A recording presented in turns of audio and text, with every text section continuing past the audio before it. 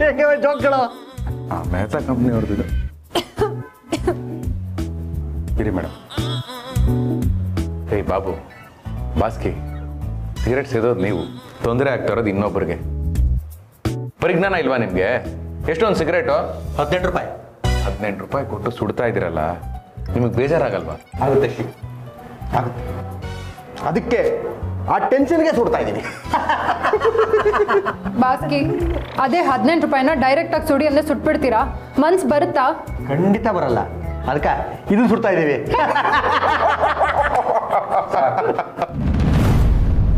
ಜಗತ್ತಲ್ಲಿ ದೊಡ್ಡ ಶತ್ರು ಅಂದ್ರೆ ದುಶ್ಚಟ. ನೀವು ಸಿಗರೆಟ್ನ ಸುಡ್ತೀರಾ, ಅದು ನಿಮ್ಮನ್ನೇ ಸುಡುತ್ತೆ. ನೀವು ಎಣ್ಣೆ ಕುಡಿತೀರಾ, ಅದು ನಿಮ್ಮನ್ನೇ ಕುಡಿಯುತ್ತೆ. ಈ ಪ್ರವಚನಗಳು, ನೀತಿಗಳು, ಪಾಠಗಳು ಇವೆಲ್ಲನೂ ಚಿಕ್ಕ ವಯಸ್ಸುಗಳಲ್ಲೇ ಕೇಳ್ಬಿಟ್ಟಿದ್ದೀನಿ ಅಪ್ಪನೆ. ಈಗ ಕೇಳಕ್ಕೆ ಇಂಟ್ರೆಸ್ಟ್ಗಳಿಲ್ಲ. ಬೇಕಾದ್ರ ನೀನೊಂದು ದಮ್ಮೇಳಿ. ಬೇಡ, ಅದು ಹಾನಿಕಾರಕ ಅಂತ ನನಗೆ ಗೊತ್ತು. ನೀವು ತಿಳ್ಕೊಂಡ್ರೆ ನಿಮಗೆ ಒಳ್ಳೇದು. ಸಿಗರೇಟ್ ಸೇದೋದು ಹಾನಿಕಾರಕನಾ? ಪ್ರೀತಿ ಮಾಡೋದು, ಮದುವೆ ಆಗೋದು, ಮಕ್ಕಳಾಗೋದು, ಲಗ್ನ ಪತ್ರಿಕೆ ಮೇಲೆ ಹಾಕ್ಲಿ ಮದುವೆ ಆಗೋದು ಹಾನಿಕಾರಕ ಅಂತ, ಅವಾಗ ಒಪ್ಕೋತೀನಿ. ಲೇಬರ್ ವಾರ್ಡ್ಗಳಾಗ್ಲಿ ಮಕ್ಳುಗಳು ಆರೋಗ್ಯಕ್ಕೆ ಹಾನಿಕಾರಕ ಅಂತ, ಬ್ಯಾಂಕ್ಗಳಾಗ್ಲಿ ಸಾಲಗಳು ಆರೋಗ್ಯಕ್ಕೆ ಹಾನಿಕಾರಕ ಅಂತ, ಅದು ಬಿಟ್ಟು ಈ ಸಿಗರೇಟ್ಗಳ ಮೇಲೆ ಹೇಳ್ತಿರಲ್ಲಪ್ಪನೆ. ಶಿವ ಸರ್, ಇವ್ರಿಗೆ ಎಷ್ಟು ಹೇಳಿದ್ರು ಅಷ್ಟೇ. ಈ ಚಟಕ್ ಬಿದ್ದಿರೋರು ಏನ್ ಹೇಳಿದ್ರು ಬುದ್ಧಿ ಕಲಿಯಲ್ಲ. ಬನ್ನಿ. ಆಮೇಲೆ ಆ ಜೋಕ್ಗಳು ಮುಂದೆ ಆಯ್ತು ಗೊತ್ತಾ? ಆಮೇಲೆ ಗಿರಿ ಎಷ್ಟು ಹೇಳಿದ್ರು ಅವ್ರು ಕೇಳಲೇ ಇಲ್ಲ. ಪಾಪ ಮಾರ್ಗಿ ಮೇಡಮ್ಗೆ ಕೆಮ್ಮು ಶುರುವಾಗೋಯ್ತು. ಧೂಮಪಾನವು ಹಲವಾರು ಪರಿಸ್ಥಿತಿಗಳಿಗೆ ಪ್ರಮುಖ ಅಪಾಯಕಾರಿ ಅಂಶವಾಗಿದೆ. ಅವುಗಳೆಂದರೆ ನಿಮೋನಿಯಾ, ಹೃದಯಾಘಾತ, ಪಾರ್ಶ್ವವಾಯು, ದೀರ್ಘಕಾಲದ ಪ್ರತಿರೋಧಕ ಶ್ವಾಸಕೋಶದ ಕಾಯಿಲೆ ಮತ್ತು ಬಹು ಕ್ಯಾನ್ಸರ್. ಪಾಪ ಮಾರ್ಗಿ ಮೇಡಮ್ಮು ಕೆಮ್ಕೊಂಡೇ ಹೋದ್ರು. ಹಾಗಾಗಿ ಧೂಮಪಾನ ಮಾಡುವುದು ಅಪಾಯಕಾರಿ ಆಗಿದೆ. ಚಟದಿಂದ ಮನುಷ್ಯ ಮುಕ್ತನಾಗಬೇಕು. ಅದೇನ್ ಚಟ ಕಲಿತಾರಪ್ಪ, ಅಸಹ್ಯ. ಅಪ್ಪ, ಚಟ ಅಂದ್ರೇನು?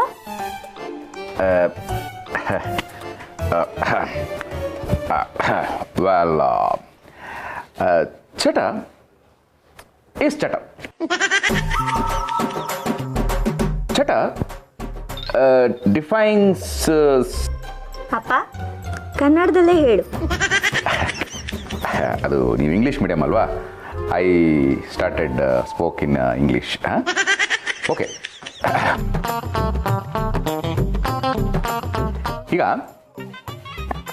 ಅಭ್ಯಾಸ ಅನ್ನೋದು ಅತಿ ಆದಾಗ, ಅಭ್ಯಾಸ ಇಲ್ಲದೆ ಬದುಕಕ್ಕೆ ಸಾಧ್ಯ ಇಲ್ಲ ಅಂತ ಅನ್ನಿಸ್ದಾಗ, ಅಭ್ಯಾಸ ಅನ್ನೋದು ಅನಿವಾರ್ಯ ಆದಾಗ ಅದು ಚಟ ಆಗ್ಬಿಡುತ್ತೆ. ಹೆಂಗೆ ಉದಾಹರಣೆ ಕೊಡಲಿ? ಈಗ ನಿಮ್ಮ ತಾಯಿ ಸೀರಿಯಲ್ ನೋಡ್ತಾನೇ ಇರಬೇಕು, ನಿಮ್ಮ ಚಿಕ್ಕಮ್ಮ ಒಡವೆಗಳನ್ನ ಕೊಂಡ್ಕೋತಾನೇ ಇರಬೇಕು, ನಿಮ್ಮ ಚಿಕ್ಕಪ್ಪ ಬಜ್ಜಿ ಬೋಂಡ ತಿಂತಾನೇ ಇರಬೇಕು. ಇದೆಲ್ಲ ಒಂಥರ ಚಟ. ಆಕ್ಚುಲಿ ಈ ಚಟಗಳಿಂದ ಅಂತ ಹಾನಿ ಏನು ಆಗೋದಿಲ್ಲ. ಅದೇ ಈ ಧೂಮಪಾನ, ಮದ್ಯಪಾನ ಎಟ್ಸೆಟ್ರಾ ಎಟ್ಸೆಟ್ರಾ ಇಂಥವುಗಳಿಂದ ಅವರ ಆರೋಗ್ಯನೂ ಹಾಳಾಗತ್ತೆ, ಸಂಸಾರದ ಸ್ವಾಸ್ಥ್ಯನೂ ಹಾಳಾಗತ್ತೆ. ಈಗ ಅರ್ಥ ಆಯ್ತಾ? ಕರೆಕ್ಟ್ ಅಪ್ಪ. ಈ ಧೂಮಪಾನ ಮಾಡೋದ್ರಿಂದ ಹೊಗೆನ ನಾವು ಒಳಗಡೆ ಎಳ್ಕೋತೀವಲ್ಲ, ವಿಷ ಅನಿಲಗಳೆಲ್ಲ ನಮ್ಮ ದೇಹದ ಒಳಗಡೆ ಸೇರ್ಕೊಂಡು ಅದರಿಂದ ದೊಡ್ಡ ಸಮಸ್ಯೆ ಆಗತ್ತೆ. ಹೌದಾ ಅಪ್ಪ?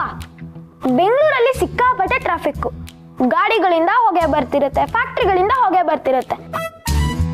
ಅದನ್ನ ನಾವು ದಿನ ಕುಡಿತೀವಿ, ಅದರಿಂದ ಪ್ರಾಬ್ಲಮ್ ಆಗಲ್ವಾ? ವಾಹನದ ಹೊಗೆ ಆರೋಗ್ಯಕ್ಕೆ ಹಾನಿಕಾರಕ ಅಂತ ಗಾಡಿ ಮೇಲೆ, ಬೈಕ್ ಮೇಲೆ ಯಾಕೆ ಬರ್ದಿರಲ್ಲ? ಟ್ರಾಫಿಕ್ ಅಲ್ಲಿ ಎಷ್ಟೊಂದು ಜನ ನಿಂತಿರ್ತಾರೆ, ಅವ್ರ ಆರೋಗ್ಯಕ್ಕೆ ಹಾನಿ ಆಗಲ್ವಾ? ಪಾಪ ಟ್ರಾಫಿಕ್ ಪೊಲೀಸು ದಿನ ಪೂರ್ತಿ ಅಲ್ಲೇ ನಿಂತು ಹೊಗೆ ಕುಡಿತಿರ್ತಾರೆ, ಅವ್ರಿಗೆ ತೊಂದರೆ ಆಗಲ್ವಾ? ಅದು ದುಶ್ಚಟ ಅಲ್ವಾ? ಗಿರಿ, ನೀವು ನಿಜವಾಗ್ಲೂ ನಮ್ಮ ವಂಶದ ಕುಡಿನ? ಹೀಗೆ ಕೇಳ್ತಿದ್ದೀರಾ? ಮತ್ತಿನೇನೆ? ಅಲ್ಲ, ನಾನು ಎಷ್ಟೊಂದು ಇಂಟೆಲಿಜೆಂಟು, ನನ್ನ ಕೈಲಿ ಉತ್ತರ ಕೊಡೋಕ್ಕಾಗ್ತಾ ಇಲ್ಲ ಅಂತ ಪ್ರಶ್ನೆಗಳು ಕೇಳ್ತಾನೆ. ನಾನ್ ಸೆನ್ಸ್ ಫೆಲೋ. ಅಲ್ಲ, ನಾವು ಚಿಕ್ಕ ವಯಸ್ಸಲ್ಲಿ ಇರಬೇಕಾದ್ರೆ ದ್ರಾಕ್ಷಿ ಜೊತೆ ಅಪ್ಪಿ ತಪ್ಪಿ ಬೀಜಾನೂ ತಿಂದ್ಬಿಟ್ರೆ ನಮ್ಮಪ್ಪ ಹೇಳೋರು ಏಯ್ ಒಳಗಡೆಯಿಂದ ಮರ ಬೆಳೀತೆ ಕಣೋ ಅಂತ. ನಾವು ಅದು ತುಂಬ ಸೀರಿಯಸ್ ಆಗಿ ತಗೊಂಡಿದ್ವಿ. ಆಮೇಲೆ ಒಂದು ದಿವಸ ಕೇಳಿದೆ, ಅಲ್ಲಪ್ಪ ಹೊಟ್ಟೆಲಿ ಏನು ಮಣ್ಣಿರುತ್ತಾ ಮರ ಬೆಳೀದಿಕ್ಕೆ ಅಂತ. ಅದಕ್ಕೆ ಅವರು ನಿನ್ನ ತಲೆಯಲ್ಲಿ ಇದೆಯಲ್ಲೋ ಅಂದ್ರು. ನಾನು ಹೂ ಅಂತ ಒಪ್ಕೊಂಡಿದ್ದೆ. ಅಂತಂದ್ರೆ ನನ್ನ ಹತ್ರ ಪ್ರಶ್ನೆ ಕೇಳ್ತಾನೆ ನಾನ್ ಸೆನ್ಸ್ ಬರೋ. ಲೇ ದಡ್ಡ, ಯಾರೋ ನೀವೇ ರೀ. ನಿನಗೆ ಉತ್ತರ ಗೊತ್ತಿದ್ರೆ ಹೇಳು, ಇಲ್ದಿದ್ರೆ ತಿಳ್ಕೊಂಬಂದು ಹೇಳು. ತಳಹರಟೆ.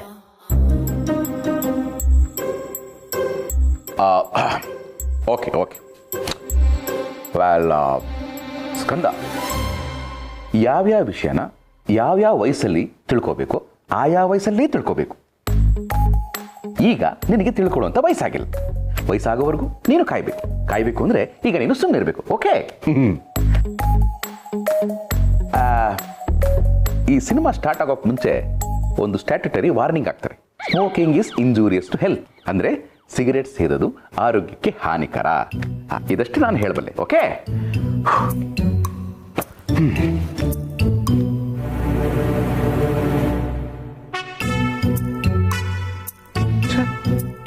ನಮಗೆಲ್ಲ ಈ ವಯಸ್ಸಲ್ಲಿ ಶರ್ಟ್ ಗುಂಡಿಗಳನ್ನ ಹೆಚ್ಚು ಕಮ್ಮಿ ಮಾಡದೆ ಹಾಕೊಳ್ಳೋದು ಹೇಗೆ ಅಂತಾನೇ ಗೊತ್ತಿರಲಿಲ್ಲ.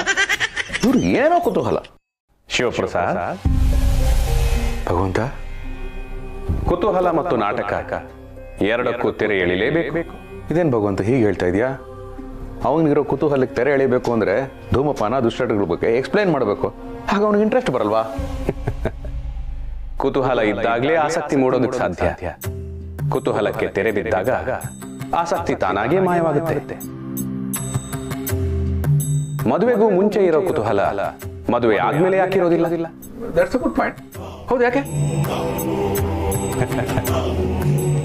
ಯಾಕೆ ಅಂದ್ರೆ ಮದುವೆ ಆದ್ಮೇಲೆ ಮದುವೆ ಬಗ್ಗೆ ಯಾವುದೇ ಕುತೂಹಲಗಳು ಉಳಿದಿರೋದಿಲ್ಲ. ಹಾಗಾಗಿ ಮದುವೆ ಬಗ್ಗೆ ಆಸಕ್ತಿ ಇರೋದಿಲ್ಲ. ಓ, ಅಂದ್ರೆ ನಾನೀಗ ಸ್ಕಂದನ ಹತ್ರ ಹೋಗಿ, ಸ್ಕಂದ, ಸಿಗರೇಟ್ ಅಂದ್ರೆ ಇದು 10s 20s ಪ್ಯಾಕೆಟಲ್ಲಿ ಬರುತ್ತೆ, ಒಂದಕ್ಕಿಷ್ಟು ರೇಟ್ ಆಗುತ್ತೆ, ಸಿಗರೇಟ್ ಸೇದಿದ್ರೆ ಹೊಗೆ ಬರುತ್ತೆ, ಹೊಗೆ ಜಾಸ್ತಿ ಆದ್ರೆ ಹೊಗೆ ಹಾಕ್ಸ್ಕೋತೀವಿ, ಇದನ್ನೆಲ್ಲ ಹೇಳಕ್ಕಾಗತ್ತಾ? ಯಾವ್ದನ್ನ ಯಾವ್ದಕ್ಕೆ ಹೋಲಿಸ್ತಾ ಇದೆಯಲ್ಲ ಭಗವಂತ ನೀನು? ಅವನಿನ್ನೂ ಚಿಕ್ಕವನು. ಮೊಳಕೆಯಲ್ಲಿರುವಾಗಲೇ ತಿಳುವಳಿಕೆ ನೀಡಬೇಕು ಶಿವಪ್ರಸಾದ್. ಅರೆಜ್ಞಾನದಲ್ಲಿ ಬಿಟ್ರೆ ಅರವಳಿಕೆ ಆಗ್ಬಹುದು, ಜೋಪಾನ. ಇಲ್ಲ ಭಗವಂತ, ಈಗ ಜನರೇಷನ್ ಚೇಂಜ್ ಆಗಿದೆ. ನಮ್ ಹಾಗಲ್ಲ. ನಾವೆಲ್ಲ ನಮ್ಮ ಅಪ್ಪ ಅಮ್ಮ ಕಣ್ ಬಿಟ್ರೆ ಸಾಕು ಸುಮ್ಮನಾಗ್ಬಿಡ್ತಾ ಇದ್ವಿ. ಈಗಿನ ಕಾಲದ ಮಕ್ಕಳನ್ನ ಸುಮ್ಮನೆ ಬಿಟ್ರೆ ಕಣ್ ತಪ್ಪು ಹೋಗ್ತಾರೆ. ಇನ್ನು ಬಿಡಿಸಿ ಹೇಳ್ತಾ ಹೋದ್ರೆ ಪಕ್ಕ ಅದನ್ನೇ ಕಲಿತಾರೆ. ರಟ್ಟಾದ ಗುಟ್ಟಿಗೆ ಗಟ್ಟಿತನವಿಲ್ಲ ಶಿವಪ್ರಸಾದ್. ಮುಚ್ಚಿಟ್ಟ ರೊಟ್ಟಿಗಷ್ಟೇ ಬಿಚ್ಚಿಟ್ಟು ನೋಡುವ ಕೆಟ್ಟತನ ಹುಟ್ಟಲು ಸಾಧ್ಯ. ಬಿಡಿಸಿ ವಿವರಿಸಿದರೆ ಸಮಸ್ಯೆ ಇಲ್ಲ. ಓ ಭಗವಂತ, ನಿನಗೆ ಹೆಂಗೆ ಹೇಳಿ ಅರ್ಥ ಮಾಡಿಸ್ಲಿ ಅಂತಾನೆ ಗೊತ್ತಾಗ್ತಾ ಇಲ್ವೇ? ನೋಡು ಭಗವಂತ, ಅಲ್ಲ, ನಾನೀಗ ವಾದ ಮಾಡಿದೆ ಅಂತ ಹೊರಟೋದ್ಯೋ ಅಥವಾ ನಾನೇ ತಪ್ಪು ತಿಳ್ಕೊಂಡಿದ್ದೀನಿ ಅಂತ ಹೊರಟೋದ್ಯೋ? ಇಲ್ಲ ಭಗವಂತ, ನಾನೇ ಸರಿ. ನಾನೀಗ ಸ್ಕಂದನಿಗೆಲ್ಲ ಬಿಡಿಸಿ ಹೇಳಿಬಿಟ್ರೆ ದೊಡ್ಡವನಾದ್ಮೇಲೆ ಅವನು ನಮ್ಮ ಬಾಬು ಬಾಸ್ಕಿ ಥರ ಆಗ್ಬಿಡ್ತಾನೆ. ನಾನು ಹೇಳಲ್ಲ.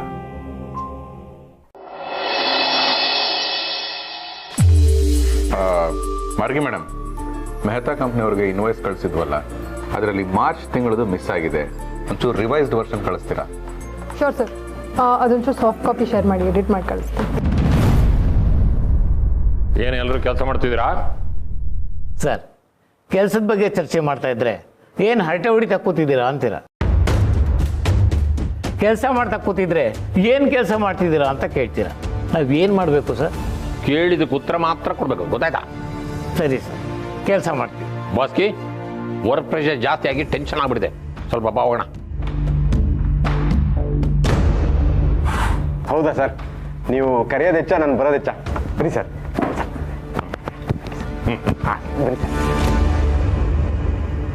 ಬಾಬು, ಈ ಅಮೆರಿಕಾದಲ್ಲಿ ಟೆನ್ಷನ್ ಜಾಸ್ತಿ ಆದ್ರೆ ಫ್ರಸ್ಟ್ರೇಷನ್ ಹೊರಗೆ ಹಾಕೋದಕ್ಕೆ ಹಳೇ ಕಾರಿನ ಗ್ಲಾಸ್ಗಳನ್ನ ಜೋಡಿಸಿಟ್ಟಿರ್ತಾರಂತೆ.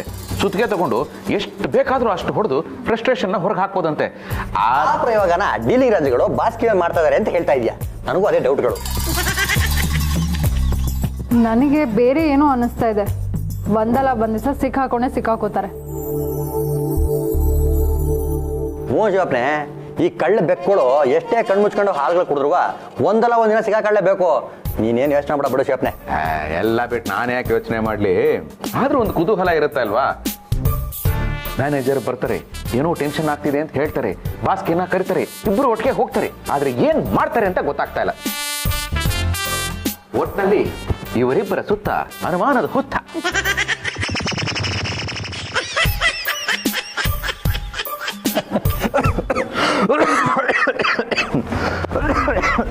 ಬಾಬು ತಗೊಳ್ಳಿ, ನೀರು ಕುಡೀರಿ. ಅಯ್ಯೋ ಮಾರ್ಗಿ ಮೇಡಮ್, ನೀರು ಕುಡಿದ್ರೆ ವಾಸಿ ಆಗುವಂತ ಕೆಮ್ಮಲ್ಲ ಇದು. ನಿನಗೆ ಎಷ್ಟು ಸರಿ ಪಡ್ಕೊಂಡಿದ್ದೀನಿ ಆ ಹಾಳಾದ ಸಿಗರೇಟ್ನ ಬಿಡು ಅಂತ ಮಾತೆ ಕೇಳಲ್ಲ ನೀನು. ಶಿವಪ್ಪನೆ, ಸಿಗರೇಟ್ಗಳ ಒಂದು ಮ್ಯಾಟ್ರ್ ಏನಪ್ಪನೆ, ಲೈಫ್ಗಳು ಅಂದಮೇಲೆ ಒಂದು ಹೆಂಡತಿಗಳು ಒಂದು ಚಟಗಳು ಇರಲೇಬೇಕಲ್ಲ ಪೌ. ಹೆಂಡತಿಗಳು, ಚಟಗಳು, ಈಗ ಕೆಮ್ಮುಗಳು, ನೆಕ್ಸ್ಟ್ ಆಸ್ಪತ್ರೆಗಳು. ನಿನಗೆ ಹೇಳಿ ಏನು ಪ್ರಯೋಜನ? ರಾಮ ಮಂತ್ರವ ಜಪಿಸೋ ಮನುಜ, ರಾಮ ಮಂತ್ರವ ಜಪಿಸೋ. ಆ ಮಂತ್ರ ಈ ಮಂತ್ರ ನೆಚ್ಚಿನಿ ಕೆಡಬೇಡ, ಸೋಮಶೇಖರ ತನ್ನ ಬಾಮಿಗೊಲಿದ ಮಂತ್ರ. ಏನಮ್ಮ ಕಾಲೇಜ್ ಮುಗೀತಾ? ಅಮ್ಮ, ಇವತ್ತು ಕಾಲೇಜಲ್ಲಿ ಏನಾಯ್ತು ಗೊತ್ತಾ? ನೆನ್ನೆ ನಾನು ನಿಮಗೆ ಒಂದು ಹುಡುಗನ ಬಗ್ಗೆ ಹೇಳ್ತಿದ್ನಲ್ಲ, ಇವತ್ತು ಆ ಹುಡುಗನಿಂದ ಎಷ್ಟು ಜನ ಹಾಳಾಗಿದ್ದಾರೆ ಅಂತ ನೋಡೋಕೆ ನಮ್ಮ ಕಾಲೇಜಲ್ಲಿ ಸಡನ್ ಆಗಿ ರೈಡ್ ಮಾಡ್ಬಿಟ್ರಮ್ಮ. ಅಯ್ಯೋ, ಕಾಲೇಜ್ಗೆ ಪೊಲೀಸ್ನವ್ರು ಬಂದಿದ್ರಾ? ಛೇ, ನಮ್ಮ ಕಾಲದಲ್ಲಿ ಹೀಗಿರ್ಲಿಲ್ಲ. ಪೊಲೀಸ್ ಅಲ್ಲ ತಾತ, ಮತ್ತೆ ಪ್ರಿನ್ಸಿಪಲ್ ಬಂದಿದ್ರು. ಎಲ್ಲಾ ಕ್ಲಾಸ್ ರೂಮ್ಸ್ನು ಚೆಕ್ ಮಾಡಿದ್ರು. ಕೊನೆಗೆ ನಮ್ಮ ಕ್ಲಾಸ್ ರೂಮ್ ಚೆಕ್ ಮಾಡಕ್ ಬಂದ್ರು. ಅಯ್ಯೋ, ಮುಂದೇನಾಯ್ತು ಅಂತ ಹೇಳೆ. ಆಗ್ಲಿಂದ ಸೀರಿಯಲ್ ಅಲ್ಲಿ ಮುಂದಿನ ಭಾಗದಲ್ಲಿ ಅಂತ ತೋರಿಸಿ ಕಟ್ ಮಾಡ್ತಾರಲ್ಲ, ಹಾಗೆ ಮಾತಾಡ್ತಿದ್ಯಾ? ನಮಗೂ ಅವಾಗ ಹಂಗೆ ಫೀಲ್ ಆಗಿತ್ತಮ್ಮ. ಒಳ್ಳೆ ಸಸ್ಪೆನ್ಸ್ ಥ್ರಿಲ್ಲರ್ ಸಿನಿಮಾ ನೋಡ್ದಂಗಿತ್ತು. ಎಲ್ಲ ಟೀಚರ್ಸು ಹುಡುಗಿರ್ ಬ್ಯಾಗ್ ಚೆಕ್ ಮಾಡ್ಬೇಕಾರೆ ಅವ್ರ ಬ್ಯಾಗಲ್ಲಿ ಏನೇನೋ ಸಿಕ್ತಮ್ಮ. ಅಯ್ಯೋ, ಅದು ಏನೇನು ಸಿಕ್ತು ಅಂತ ಹೇಳೆ? ಈ ಸಿಗರೇಟು, ಲೈಟರ್ಸು, ಗುಟ್ಕಾ, ಇನ್ನೂ ಏನೇನೋ ಸಿಕ್ತಮ್ಮ. ಒಟ್ನಲ್ಲಿ ಬರೀ ಕೆಟ್ಟದೇ ಸಿಕ್ತು ಗೊತ್ತಾ. ಛೇ, ಎಂಥ ಕಾಲ ಬಂತಮ್ಮ. ನಾವೆಲ್ಲ ಸ್ಕೂಲ್ಗೆ ಹೋಗ್ತಿದ್ದಾಗ ನಮ್ಮ ಬ್ಯಾಗಲ್ಲಿ ಪೂರಿ ಉಂಡೆ, ಚಕ್ಲಿ ಇದ್ರೆ ಮೇಷ್ಟ್ರು ಅದನ್ನ ನೋಡಿ ಗುರ್ರ ಅಂತಿದ್ರು. ಆದರೆ ಇವಾಗ ಶಿವ. ಮಾವ, ನನ್ನ ಗಂಡನ ಹೆಸರು ಯಾಕೆ ಕರಿತಿದ್ದೀರಾ ನೀವು? ಒಟ್ಟಿನಲ್ಲಿ ಈ ಮೊಬೈಲ್ ಬಂದ್ಬಿಟ್ಟು ಮಕ್ಕಳ ಮನಸ್ಥಿತಿನೇ ಹಾಳಾಗೋಗಿದ್ಯಮ್ಮ. ನಿಜ ಮಾವ, ನನಗೂ ಯಾಕೋ ಭಯ ಆಗ್ತಿದೆ. ನಮ್ಮನೇಲೂ ಇಬ್ರು ಮಕ್ಕಳಿದ್ದಾರೆ. ಅಮ್ಮ, ನೀನ್ ಯಾಕೆ ಟೆನ್ಷನ್ ಆಗ್ತೀಯಾ? ನಾವು ನಿಮ್ಮ ಮಕ್ಕಳು, ಯಾವತ್ತೂ ಕೆಟ್ಟ ಆಲೋಚನೆ ಮಾಡಲ್ಲ.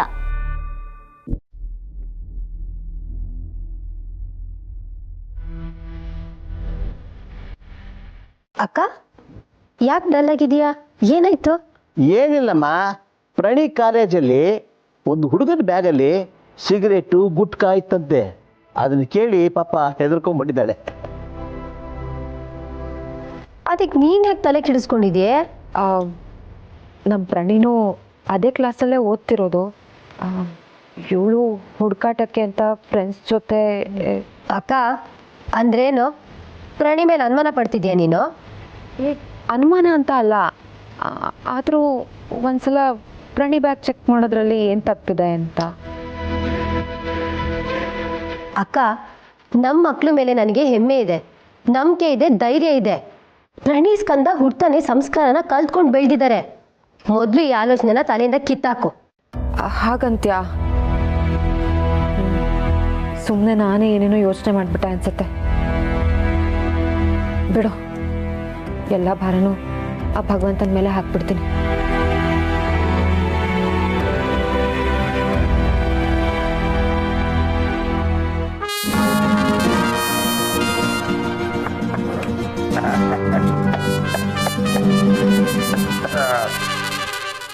ಬಾಕಿ ಒಂದು ದಮ್ ಹೇಳ ತಕ್ಷಣ ಒಂಥರ ರಿಲ್ಯಾಕ್ಸ್ ಆಗ್ಬಿಡ್ತು. Same to same sir, ditto. ನಿಮ್ಗೆ ಅನಿಸ್ದಂಗೆ ನನಗೆ ಅನಿಸ್ತಾ ಇದೆ ಸರ್. ಹೌದಾ? ನಡಿಯೋಣ. ಸರ್, ನಿಮ್ಮ ಮೇಲೆ ಕೈ ಹಾಕಿ ಸರ್. ಸರ್, ಈ ಆಫೀಸಲ್ಲಿ ಎಂಪ್ಲಾಯಿಗಳ ಮುಂದೆ ಯಾವಾಗಲೂ ಓಡಾಡಬೇಕಾದ್ರೂ ನಿಮ್ಮ ಕೈ ನನ್ನ ಹೆಗಲ ಮೇಲೆ ಇರಲಿ ಸರ್. ಅವಾಗ ನನ್ನೊಂದು ಹವ ಇರುತ್ತೆ ಸರ್ ಇಲ್ಲಿ. ನಿನ್ಗಿಲ್ದಾರ ಹವನೇನಾ? ಸರ್, ನಿಮ್ಮ ಆಶೀರ್ವಾದ ಶ್ರೀರಕ್ಷೆ ಯಾವಾಗಲೂ ಹಿಂಗೆ ಇರ್ಬೇಕು ಸರ್. ಹಾಗೇ ಇರುತ್ತೆ. ಬಾಕಿ ಆ ಶಂಕರ್ ಟೆಕ್ಸ್ಟೈಲ್ ಫೈಲ್ನ ಬೇಗ ಮುಗಿಸ್ಬಿಡಮ್ಮ. ಸರ್ ಅದೇ ಕೆಲಸ ಮಾಡ್ತಿದ್ದೆ, ನೀವೇನೋ ಟೆನ್ಷನ್ ಅಂದ್ರಲ್ಲ, ಆ ಕೆಲಸನ ಅಲ್ಲಿಗೆ ಬಿಟ್ಟು ನಿಮ್ ಜೊತೆ ಬಂದ್ಬಿಟ್ಟೆ ಸರ್. ಹೌದಾ? ನನ್ನ ಜೊತೆ ಬಂದಿದೆಯಲ್ವಾ, ಹಾಗಾದ್ರೆ ಮಾಫಿ ಬಿಡು. ಸರ್ ನಾವ್ ಯಾಕೆ ಈ ಶಂಕರ್ ಟೆಕ್ಸ್ಟೈಲ್ ಫೈಲ್ನ ಶಿವ್ ಕೊಡಬಾರ್ದು? ಮಾಡ್ತೇನೆ ಸರ್, ಮಾಡ್ಲಿ. ಹೌದಲ್ವಾ ಸರ್? ಮಾಡಲಿ. ಸರ್ ಹಂಗೆ ಹೋದ್ರೆ ದುಡ್ಡು ಬರುತ್ತೆ. ಮಾಡೋಣ ಸರ್. ಕೈ ಕೈ ಸರ್, ಕೈ.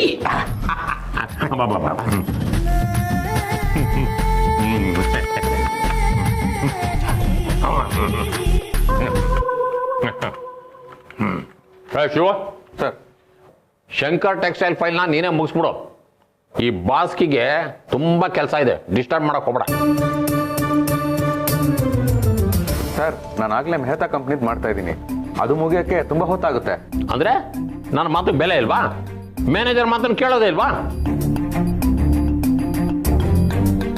ನಾನು ನೀನು ಸುಮ್ಮನೆ ಬಿಡೋದಿಲ್ಲ. ಹೇಳಿದ ಕೆಲಸ ಮಾಡ್ತೀಯೋ ಇಲ್ಲ ಬಾಸು ಕಂಪ್ಲೇಂಟ್ ಮಾಡ್ಬೇಕಾ?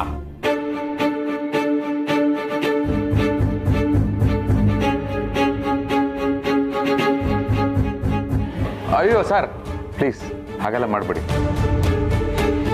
ಆಯ್ತು ಸರ್, ಮಾಡ್ತೀನಿ. ಆಯ್ತು ಅಂತ ಏನ್ ಮಕ ನೋಡ್ತಾ ಇದೀಯಾ? ಬೇಗ ಕೆಲಸ ಶುರು ಮಾಡ್ಕೋ. ಇವತ್ತು ಸಂಜೆ ಒಳಗೆ 2 ಫೈಲು ನನ್ನ ಟೇಬಲ್ ಮೇಲೆ ಇರ್ಬೇಕು. ಇಲ್ಲ ಅಂದ್ರೆ ಅಷ್ಟೇ, ಇವು ಇರ್ರೆಸ್ಪಾನ್ಸಿಬಲ್ ಇಂಟರ್ನ್ಯಾಷನಲ್ ಇಡಿಯಟ್.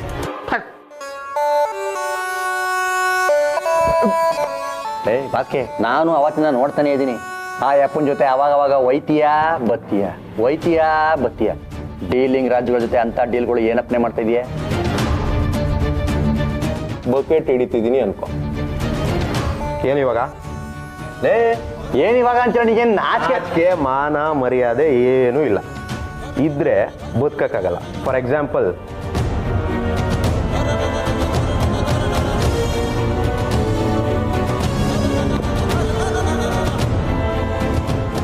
ಇವು ಕಾಲಕ್ಕೆ ಕಾಲಿಲ್ಲ ಕಣಪ್ಪ, ಅದಕ್ಕೆ ಅದು ತೆವಳ್ಕೊಂಡು ಬರುತ್ತೆ. ನಿನಗೂ ಒಳ್ಳೆ ಕಾಲ ಬರುತ್ತೆ, ಟೈಮ್ ಆಗತ್ತೆ. ಕಾಲ ಬಂದಾಗ ಎಲ್ಲ ಪ್ರಶ್ನೆಗಳಿಗೂ ಉತ್ತರ ಸಿಗತ್ತೆ. ಅಕ್ಕ, ಮಧ್ಯಾಹ್ನನೇ ಬೇಡ ಅಂತ ಅಂದೋಳು ಮತ್ತ್ಯಾಕೆ ಅದ್ರ ಬಗ್ಗೆ ಯೋಚನೆ ಮಾಡ್ತಿದ್ಯಾ?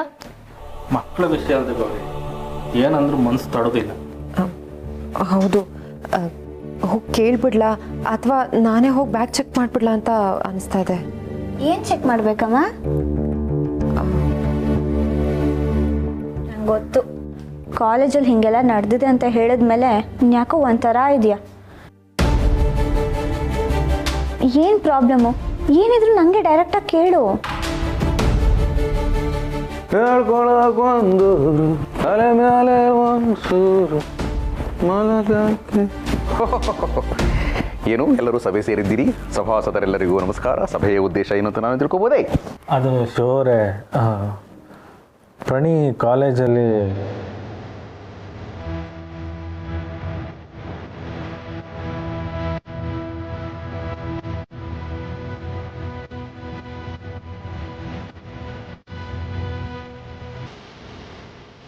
ಅದಕ್ಕೆ ನಮ್ಮ ಗಿರ್ಜಮ್ಮ ಪ್ರಣಿ ಬ್ಯಾಗಲ್ಲೂ ಸರ್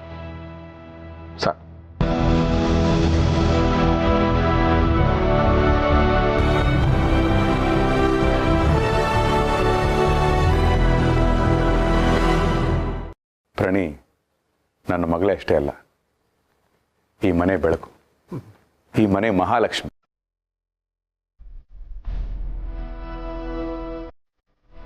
ಅಂಥವಳ ಮೇಲೆ ಅನುಮಾನ ಪಡೋದು ತುಂಬಾ ದೊಡ್ಡ ತಪ್ಪು.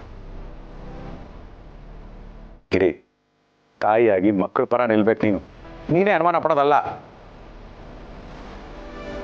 ರೀ, ನಂಬಿಕೆ ಇಲ್ಲ ಅಂತ ಅಲ್ಲ ರೀ, ಆದರೂ ಒಂದ್ಸಲ ಬ್ಯಾಗ್ ಚೆಕ್ ಮಾಡೋದ್ರಲ್ಲಿ ಏನು ತಪ್ಪಿದೆ? ಅಷ್ಟೇ ತಾನೇ, ನಾನು ಬ್ಯಾಗ್ ಕೊಡ್ತೀನಿ.